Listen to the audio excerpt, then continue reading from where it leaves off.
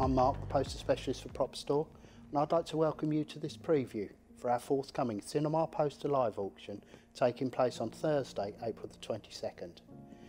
And today, I'm happy to say I'm joined by Robin Bayling, who was the creative director of Feref, and it's the Feref archive which forms a large part of our auction taking place in April. Hello Robin, and welcome to Prop Store today. Thank you, delighted. Just like to start by saying Feref. It's certainly an unusual name and a memorable name.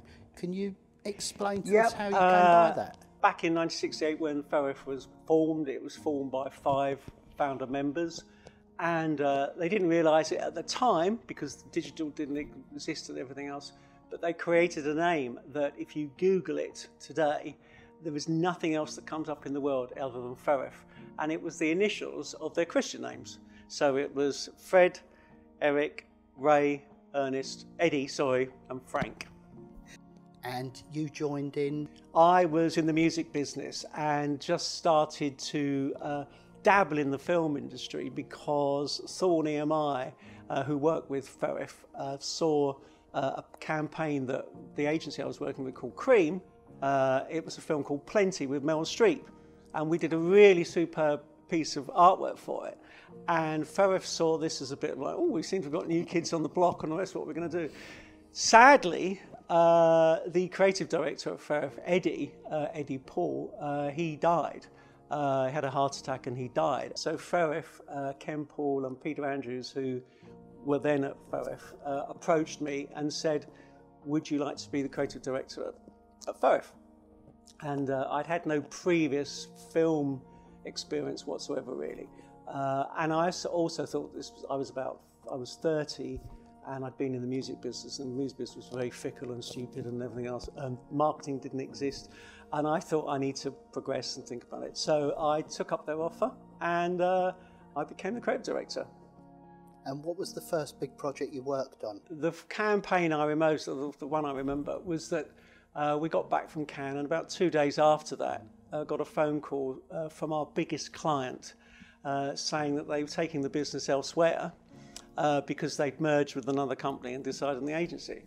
So after a year of incredible hard work, we found ourselves in deep mire, and we were about to lose 40% of our business, and it was really, really bad. But as luck would have it, 3 days after that, after me thinking I might ask my old job back in the music business, we got a call from United International Pictures, who were the biggest film group in the world. They were MGM, Paramount, and Universal, and they had a monopoly, in worldwide monopoly before monopolies existed, and they controlled all these movies. Their international office was down in Hammersmith. And we got a call from them and said, look, we love the work that Feref does. We've got a project for you to work on. If the film is a success, we'll give you all our business. So we went from destitute to massive success, and it was based on the campaign for Top Gun. So it is thanks to Top Gun at that time that it saved Feref and also put us on the next tier. One thing I noticed when I was going through the Feref archive, and we've got an awful lot of Top Gun content in the first part of our auction, is the incredible amount of different designs. Yeah.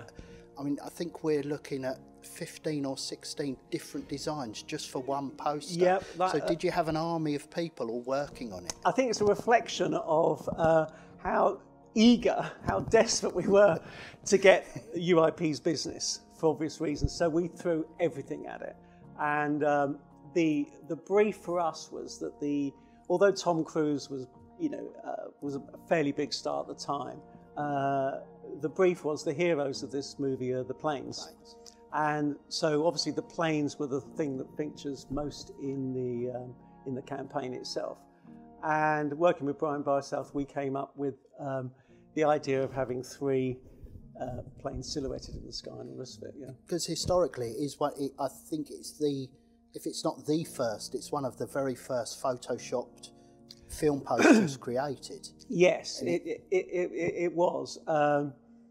Technology allowed us to do very, very simple stuff. I mean, you've got to imagine that I know when we worked on a campaign for Beethoven, We had a photo shoot of like 6 dogs. We had to get 6 dogs in the studio, getting them all sat down, take that shot, and then we had to render it overnight, which took 24 hours. Well, nowadays you wouldn't bother. You'd get a shot of one dog and put it there, and then shot another one and the rest of it. So it would render it within seconds. So you can tell it was a big revolution for something like Top Gun, yeah.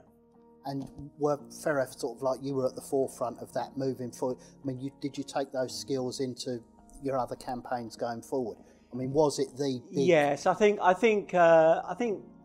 there was a big point when technology started to drive creativity and vice versa. It opened up much more opportunities for innovative campaigns. And that was because of the Apple Mac. And you've got to remember, again, it was a very small, cathode diode ray unit, very, very clunky. But it did allow us to move quicker, to be more inventive with the work. So technology, yeah, and it does today. The big point was you didn't want to rely totally on it, because then it would just become a gimmick and it wouldn't become art. I mean, as a poster specialist, I'm a poster collector personally. The 80s are a golden age for, poster design. It's when there's some fantastic pieces out there. You've got Back to the Future, you've got the Romance in the Stone, you've got all of those. It's from your point of view, how much creative control did you have in terms of the studio? I mean, again, in the auction, we've got lots of different films that, yes, the main poster's there, which everybody recognises, but in some cases we've got 3, 4 and even 5 different designs which would have gone to the studio. So was it a case of, did the design department of a studio say to you, right, this is what we want, or did you have carte blanche? Did they trust your creativity? They obviously did trust us, in the sense that why wouldn't you? We were the main agency working on 80% of all their movies. It was, we talk about, we're one world, one commercial world now and all the rest of it. But back in the 80s, there were basically 2 markets. There was the USA, and then there was the rest of the world. And that included, Asia and Europe and South America and everything else. And so the reason for that is that America was 50% of the turnover or the income of any movie. And they thought they knew best how to promote and create artwork for a campaign, although it might be talking to an audience that didn't speak the same language, which is why all these studios had international offices based in London. So from there, they were trying to manage and create campaigns that would be effective around the world, not just in America. There would be a brief, and you would get the opportunity from research in the States, walkout research, what people thought of it. But they would have already started creating the campaign, and so they were tweaking it. Because it was released slightly later in other territories, we were allowed a bit of carte blanche to take the information that they garnered from the release of the movie or from pre-screenings and come up with our own campaign. But there would be a brief, as in Top Gun, the planes are the heroes, that's it, and then you base it around that. But otherwise, we would look at it, come up with our own creative rationale and deliver that before you did the whole creative. I mean, in the auction, we've got an awful lot of concept drawings for Star Wars, Empire Strikes Back, and Return of the Jedi.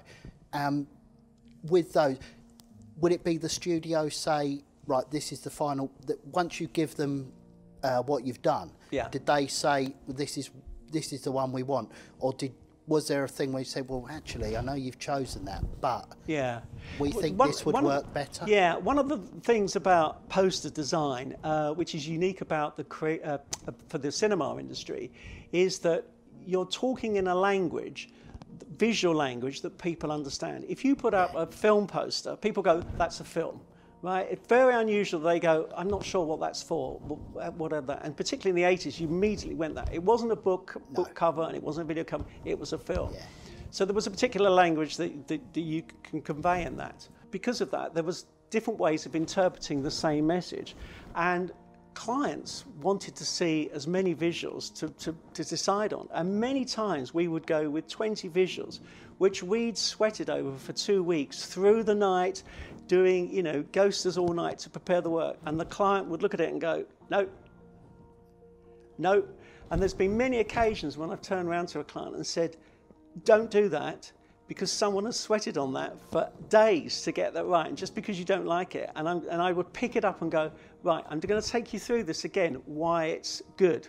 Because otherwise it devalues all the work that's gone before. And it was in many, and I'm not going to name names, but in many cases they've sat up and gone, they were right, funny enough, but it was a question of the worth of what we'd already done. In our previous auction, we had some examples for the Shawshank Redemption that somebody had consigned, and it turns out that from their backstory, the poster that was put in, which I think you designed, wasn't the one that the artist or the director liked. It was the studio that overruled them. Yeah, so and that was quite important, because also the people that we were presenting to, we would rarely present to the director or anyone associated with the movie. We would be working with the film exhibition company, so you know, Disney or Universal, Paramount Studios, their marketing team. And it was their jobs on the line, their head on the block, that would say, okay, if we change from the American campaign and go with the European international campaign, it had better work. Because if it fails, they would turn around in Hollywood and go, you didn't use our campaign. But on the other hand, they had a job to do, and that was to surgically make sure that every part of the campaign was right. So they took a decision, and the right decision, because you are talking to different audiences. And as that moved on, I think what you're saying about the 80s, what moved on a bit was that I actually believed through modern magazines and stuff that were being published, like The Face, and where they changed the design. And through that, they educated ordinary people about creativity and design. Yeah. And you could see that where you went from traditional film campaigns into something like Ghost, where it looks like a perfume ad. But it was a question of the audience were changing, that you didn't need to show them a traditional film campaign. So over that, because that was the visual message they'd learnt, right? Yeah. You could change that. So if you look at a Bond campaign now, it's just a man standing there, with a gun, almost four-color black and white with a gun, and it just mind you, with Bond you've got a brand, but yeah. I think you're absolutely right in what you've said about the 80s being so creative, and certainly, even if it was a low production film, the poster really sold it. It really was memorable, because I think when you compare that to the 70s, the iconic posters of the 70s, you could probably count on one hand. I'm probably being a bit mean. But when you come to the 80s, I've not got enough hands to count them. There's so many good campaigns. But it's big business. Oh, yeah. Right. And during the 80s, people were saying, okay, if we're saying that the US is 50% of the market and the rest of the world, and that is changing because, of course, the rest of the world was doing this, and the US had plateaued because it's only got 300 million people and the rest of it. But around the world, it was growing. Then internationally, had to have more attention paid to it. And if you're spending millions, I mean millions, even back then, on TV, radio, outdoor, press, you've got to make sure it's absolutely right. So the campaign was pivotal. The poster campaign was ultra pivotal, because not every film had the luxury of TV or radio. It usually relied on press and magazine and outside posters. That was it, because it was a cheaper medium to get it across. Of course, now we live in a social media, a multimedia society where actually it's just as cheap to produce a 3-minute clip or 30-second clip and get it and host it on different channels. But back then, the big piece was the poster. Because we've barely scratched the surface in what we're offering in our auction in terms of what you've got in the archive. Apart from Top Gun, is there any other campaign that stands out for you? Or it might just be a personal favourite, or is it a film where you think, that artist has done a cracking piece of work on that? I love Willow, which Brian Balsouth did. I particularly like Willow because I know we were working on that. The American campaign was gorgeous. It was a beautiful campaign. But if you look at it and think that, as we said, surgery, you've got to twist every pound out of your marketing budget. It was basically 4 headshots. Yeah. This was an action adventure full of magic, right? And what we brought to it was this headshots, but this blast of action, very much in the vein of the Star Wars, where you've got everybody approaching you, leaning towards it. And it was very, very good. And I love that because they were filming it down in either Shepperton or Pinewood, I can't remember. And the marketing director at UIP said, okay, you need to go down there and show it to George Lucas, right? And he got the brief and he said, well, I'm coming down with you, which is very unusual, you know, but obviously it was so important. And he said to me, you've got to wear jeans and a T-shirt because you've got to be the creative guy. And I went, well, I'm the creative guy and I do wear jeans. He said, yeah, but I don't want you wearing a suit. And I went, I never wear a suit because George Lucas wouldn't want that. And other people in the department said, UIP said, oh, he's such a pain. He's out there, and he'll hate it all. He's not going to like this and this. And we went with three pieces of visuals. That was just quite simple visuals. And we strolled in there, and he came out very pleasant and all the rest of it. And then I went through the rationale, what we've done, and I went 1, 2, 3, and he just went, that one. And I went, no, I'm going to take you. He went, that one. He said, that one. And he turned to the client and said, okay, can we get these up by the weekend? Which I pointed out. I said, no, these are magic marker visuals. These are not illustrations. He said, no, we could just use them as they are. They're gorgeous. And they were. So I remember that, how then we took it. And of course, it took like 3-4 weeks. It was one of the campaigns that did catch our eye. Yeah. I mean, when we were going through, Lady Hawk was another. Yes. Did like even though it was an unmade film, the drawings all different for a Walter Hill film called The Night.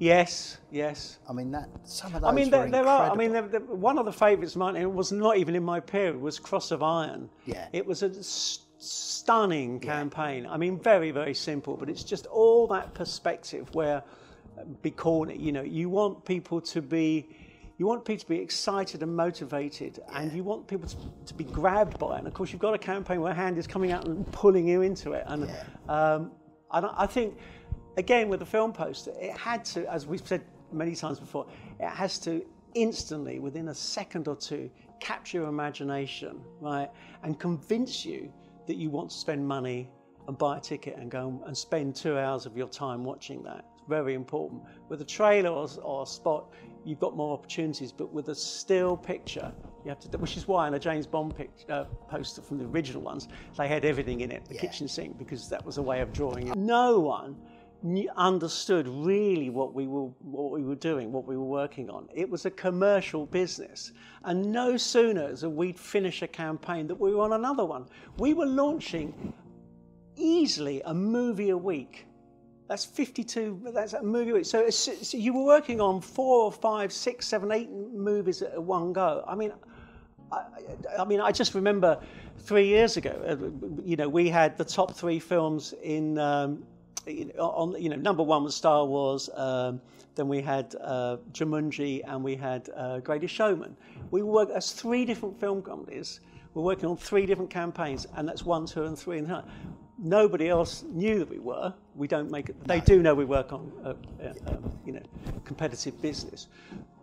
Now, with my age and experience, I realise that the significance of that. But at the time, we were, I don't want to say banging this stuff out, but we didn't realise the importance of it. And because it had the title commercial, it was never seen as real art. But we didn't treat it like that. You know, you've seen some of this work. It's crafted. It's beautiful. Even which we don't, talk about copy lines and stuff like that. I always think a poster's only 50% there if it doesn't have a copy line on it. It doesn't drag you in. Look at the copy line for, I was talking about Willow, which, or a Bond, which I wrote. I was going to ask the line. you about Well, there was the a Bond, there was a lovely one where license revoked or whatever, and he goes bananas. And I came up with a line overnight. I remember it not just came up with it, but it was a side of Bond you were never meant to see. I think it's a great, because it's saying who it is, right? It's a side, so it's not a good side, is it? It's a bad sign, and you're not supposed to see it because it's a bad sign. That added a bit more drama to it. It's like we're going to see a nasty side of Bond. You know, I think that's really important to. Yeah, again, you know, the taglines were there. They're not on posters now. Not no. They just it's Alien. I didn't do it, but Alien. You know, no one can in space. No one can hear you scream. Yeah. I mean, just genius. I mean, some of them are. It's yeah. You know, some of the taglines are just as famous as the posters. So, with the Ferref Archive, are you finally pleased to see that the general public you are gonna get recognition from the general public for some of the great work that you put out? I mean, you've got to take some credit, and I know some of the artists, certainly Brian, you know, deserves the sort of credit for what I would say are key images from. Yes, I think there's a massive appreciation, and rightly so, about the quality of the art that Ferref did produce,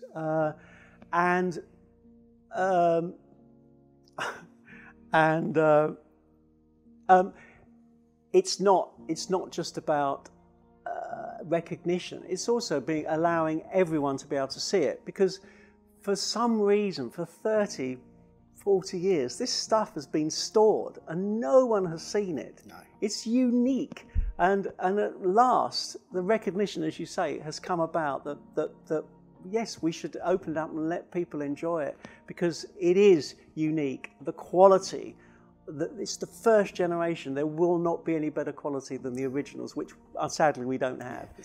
Well, I will say, you know, we're extremely pleased at Prop Store that Ferref decided to trust us with taking this to market.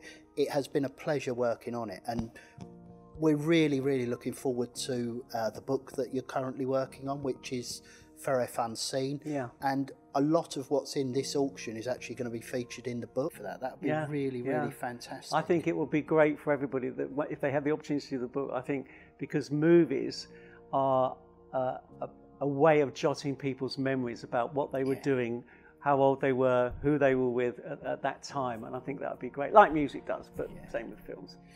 Well, Robin, it's been fantastic talking to you today, and thank you for your time, and I hope we can speak again after the auction when it's been a huge success. So, thank you. Thank you. Thank you, Robin. Thanks, Mark.